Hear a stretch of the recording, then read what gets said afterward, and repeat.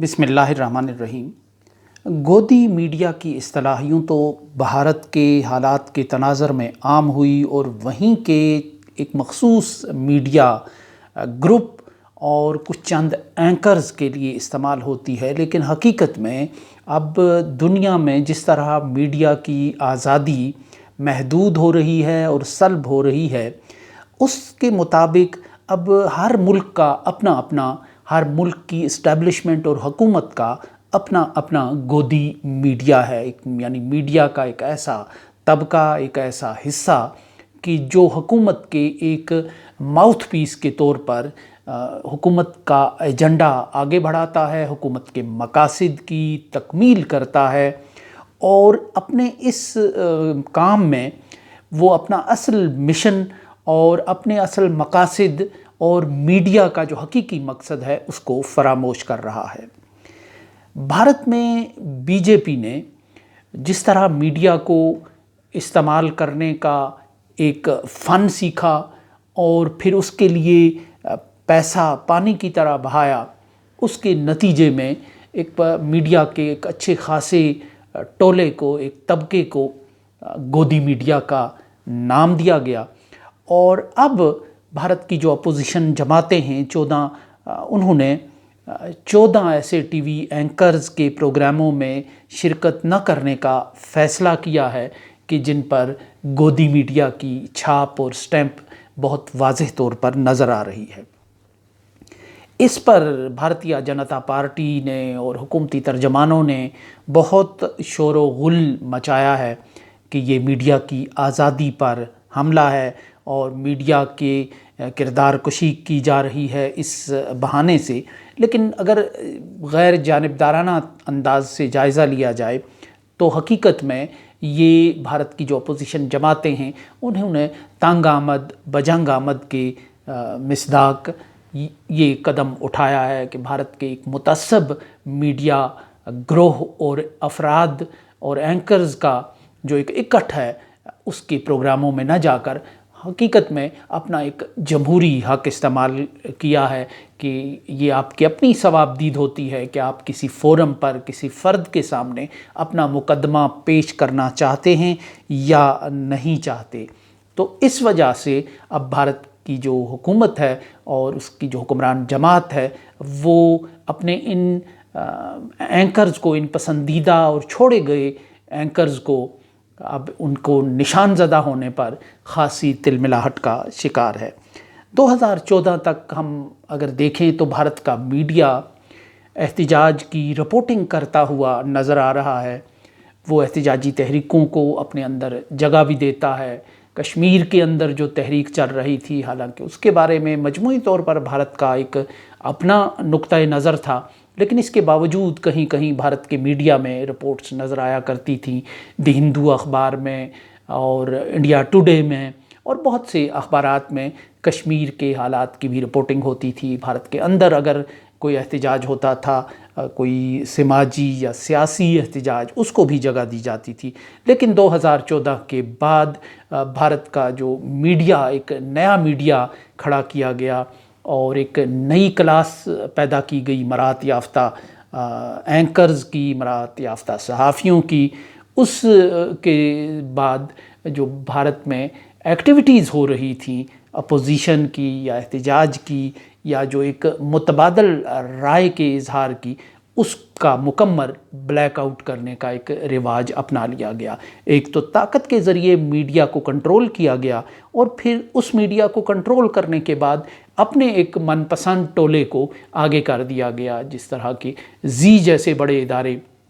خرید لیے گئے، اور اسی طرح ایک پورا اپنا ایک من پسند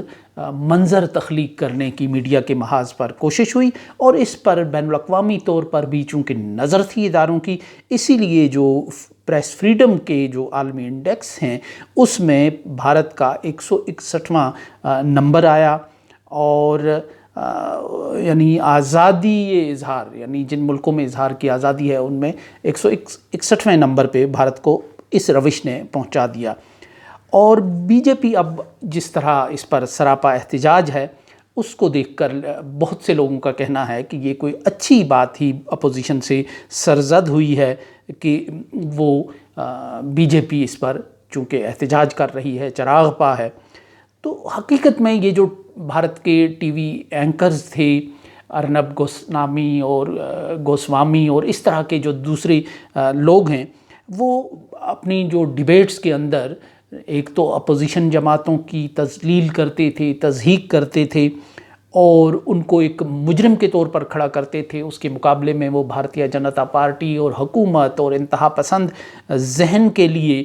وہ بچھے جاتے تھے، ان کے لیے ان کو سلو بال کراتے تھے، ان کو آسان پچ فراہم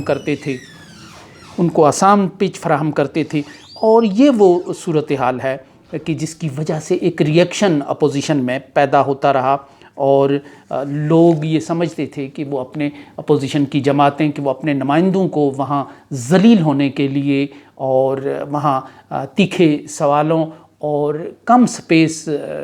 کا شکار ہونے کے لیے بھیجنے کا جو عملی مظاہرہ کرتے ہیں۔ جب ان کا نمائندہ وہاں جاتا ہے تو اس کے ساتھ ایک مخصوص سلوک کیا جاتا ہے، یعنی وہ اپوزیشن جماعتوں راہل گاندھی اور سونیا گاندھی اور ممتا بنرجی ان کی مخالفت نہیں کرتے تھے بلکہ ان کی کردار کشی کرتے تھے اور ایک ایجنڈے کے تحت کرتے تھے، اور انہیں ایک اس کے مقابلے میں اگر بی جے پی کا حامی کوئی ایم پی اے، ایم این اے یا اس کا بیٹا سنگین جرائم میں بھی ملوث ہے تو اس کا دفاع بہت ڈٹھائی سے کرتے تھے، اور ان میں بہت سے ایسے بھی تھے کہ جنہوں نے بے گناہ کسانوں کو اپنی گاڑیوں میں روند ڈالا اور پہلوان بچیوں کو ہراسانی کا شکار بنایا۔ لیکن ایسے لوگ چونکہ بی جے پی سے وابستہ ہوتے تھے، اس لیے جو گودی میڈیا تھا بھارت کا وہ ان کو بھی ایک ہیرو کے طور پہ پیش کرتا تھا۔ اگر ہیرو کے طور پہ پیش نہیں بھی کرتا تھا تو ان کو معصوم بنا کر پیش کرتا تھا۔ بالخصوص مسلمان جو ہے اس ٹولے کا سب سے زیادہ شکار تھے۔ مسلمانوں کے خلاف نفرت پھیلانا، اکثریت پسندی یعنی میجورٹیرینزم کو فروغ دینا، نفرت، تعصب پھیلانا، اس ٹولے کا ایک اپنے پروگراموں کے ذریعے ایک مشن ہوتا تھا، ایک مقصد ہوتا تھا، اور یوں یہ ایک ذہن سازی کرنے میں کامیاب تو ہو گئے کہ بھارت میں عوامی سطح پر ایک انتہا پسندی ہو گئی۔ اور اس ٹولے کا جو پروگرام ہے ان کا نام ہی دیکھیں تو وہ ایک لڑائی جھگڑا مار دھاڑ پر مبنی نظر آتا تھا۔ مثلا ایک پروگرام دھاڑ کے نام سے تھا، ایک دنگل کے نام سے تھا، ایک تال ٹھوک کے تھا، ایک اور پروگرام ایسا ہی تھا جس میں گودی میڈیا کا اینکر بولتا تھا اور جسے ہوسٹ کرتا تھا اس کا نام ہلا بول تھا۔ تو یہ ایک جو ایسے ہی ایک پروگرام میں ایک گودی اینکر نے مسلمانوں کا پرماننٹ علاج کرنے کی کا نسخہ تجویز کیا تھا، یعنی بالکل ایسے ہی تھا کہ جیسے جرمنی میں یہودیوں کی نسل کشی کے لیے نازیوں نے فائنل سلوشن کی اصطلاح استعمال کرنا شروع کی تھی کہ ان کا حتمی جو علاج ہے وہ کیسے کیا جائے، حل کیسے نکالا جائے۔ اس کے بعد جو وہاں ہوا تو وہ سب کے سامنے تھا۔ تو یہی مائنڈ سیٹ جو ہے بھارت کا یہ گودی میڈیا تیار کر رہا تھا۔ تو اسی طرح جو خود جب یہ حالات سامنے آنے لگے تو بھارت کے جو اپوزیشن لیڈر ہیں انہوں نے یہ کہا کہ یہ جو گودی میڈیا ہے یہ ہمارے بچوں کو دنگائی میڈیا اور ہتھیار بنا رہا ہے اور انہیں ایک فسادی اور لڑائی جھگڑے کی طرف دھکیل رہا ہے۔ اور اب چونکہ یہ نشان زدہ ہو گئے ہیں اپوزیشن کے اس فیصلے کے بعد، تو اب انہیں وہ یہ مظلوم بن رہے ہیں کہ ان کو اس بات کی سزا دی جا رہی ہے کہ یہ جمہوریت کی جو پاسبانی کرنے کی سزا دی جا رہی ہے۔ لیکن حقیقت میں جو اپوزیشن ہے اس کا کہنا ہے کہ یہ جمہوریت جو بھارت میں رہی سہی ہے یہ اپنی حرکات سے اور اپنے بیانیے سے اس کی بیخ کنی کر رہے تھے، اور بھارت کے جائز مسائل کو پیش کرنے کی بجائے جو میڈیا کی بنیادی ذمہ داری ہوتی ہے اس کی بجائے یہ حکومت کی قصیدہ گوئی میں مصروف ہو گئے تھے۔ اور 2014 سے پہلے جو ایک میڈیا کا رول نظر آتا تھا اب وہ رول جو ہے بھارتیہ جنتا پارٹی کی حکومت میں وہ رول تقریباً ختم ہو گیا تھا، اور میڈیا جو احتجاج کرنے والوں کے لیے جہادی، خالستانی، اربن نیکسل،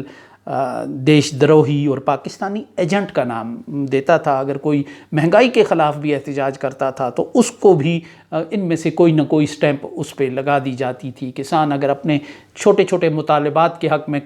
بات کرتے تھے تو ان پر بھی کوئی فٹ کی جاتی تھی۔ مسلمانوں کے لیے ایک سٹیمپ ہوتی تھی، سکھوں کے لیے دوسری ہوتی تھی، دلتوں کے لیے کوئی اور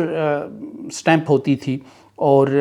یہی وجہ ہے کہ جب کسان احتجاج کر رہے تھے تو انہوں نے زی نیوز، ریپبلک اور آج تک ہمیں تمہاری ضرورت نہیں ہے، تم فیک نیوز چلاتے ہو، تم گودی میڈیا ہو کے بینر لگائے تھے اپنے جو احتجاج کے دوران۔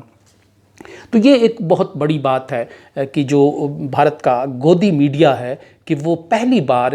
ایک ڈیفینسو ہوا ہے، کہ وہ ہمیشہ ایک آفینسو رہتا تھا اور حملے کرتا تھا، کرداروں پر حملے کرتا تھا، افراد پر حملے کرتا تھا، سیاسی لوگوں کے سیاسی اختلاف کی بنیاد پر لوگوں کی وہ ایک مخصوص جو ہے ولن کا سراپا تراشتا تھا۔ لیکن پہلی بار بھارت کی اپوزیشن نے اس کی شہرگ پر پاؤں رکھ دیا ہے۔ تو یہ صورتحال جو ہے وہ پاکستان کے میڈیا کے لیے بھی خاصی سبق آموز ہے، کہ جو ایک نیریٹو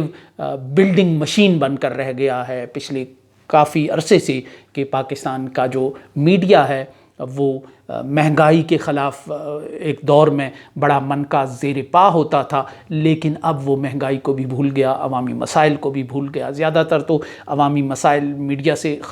پہ آتے ہی نہیں ہیں، ختم ہو گئے ہیں، اور جو میڈیا کی رہی صحیح آزادی ہے، وہ جو ٹاپ اینکرز بنے ہوئے تھے کسی نہ کسی وجہ سے یا بنائے گئے تھے، نیریٹو بلڈنگز مشین بن کر رہ گئی تھیں وہ، اور اب ان کے ساتھ یہ ہوا کہ ان کا اب کسی اپوزیشن نے، کسی جماعت نے ان کا بائیکاٹ تو نہیں کیا، لیکن ان کا بائیکاٹ جو ہے وہ پاکستان کے لوگوں نے یوں کر دیا کہ ان کے پروگرامز دیکھنا چھوڑ دیے، اور پاکستان کے جو میڈیا ہے، جوں یہ پاکستان کا گودی میڈیا جوں یہ ایک نیریٹو بلڈنگ کرنے لگا، جھوٹا سچا، عوامی مسائل سے نظریں چرا کر یہ ایک حکومتوں کی لائن ٹو کرنے لگا، تو اس وقت لوگوں نے اس سے رخ موڑنا شروع کیا، اور وہ یوٹیوبرز کی طرف مڑ گئے، وہ ایسے اینکرز کی طرف مڑ گئے کہ جو متبادل آواز تھے، یعنی پبلک کی جو بات کرتے تھے، ملک کی بات کرتے تھے، جو اختلاف رائے کی بات کرتے تھے یا اختلاف رائے کرتے تھے جرأت کے ساتھ، ان کی طرف مڑ گئے۔ جب ان میں سے بہت سوں کو بھی خاموش کر دیا گیا تو پھر وہ ان سے ملتی جلتی آوازیں وہ یوٹیوب پہ اور باقی میڈیمز پہ وہ تلاش کر کے ان کو سنتے رہے، اور شاید یہی وجہ ہے کہ جو پاکستان کے ٹاپ کے جو بیانیہ ساز قسم کی مشینیں تھیں اینکرز کی، وہ پھر یوٹیوب کی طرف متوجہ ہو گئیں، لیکن وہاں بھی ان کا جو آڈینس تھا وہ وہی رہا جو ٹی وی پر دیکھتا تھا ان کو یا ان کو سنتا تھا۔ تو یہ ایک پاکستان کے میڈیا کے لیے بھی ایک سبق ہے کہ اس نے جب اپنا کام چھوڑا اور تو لوگ ان کے موقف کے، ان کی ان اداؤں کے اسیر رہنے اور قیدی بن کر رہنے کی بجائے لوگوں نے اپنے لیے ایک نیا راستہ چن لیا۔ تو یہ ایک تاریخ کا ایک وقت کا ایک دھارا ہوتا ہے کہ جس کو ہم سمجھتے ہیں کہ ہم اپنے اقدامات کے ذریعے روک رہے ہیں، لیکن اس کو روکنا ممکن نہیں ہوتا، کہ ثبات ایک تغیر کو ہے زمانے میں۔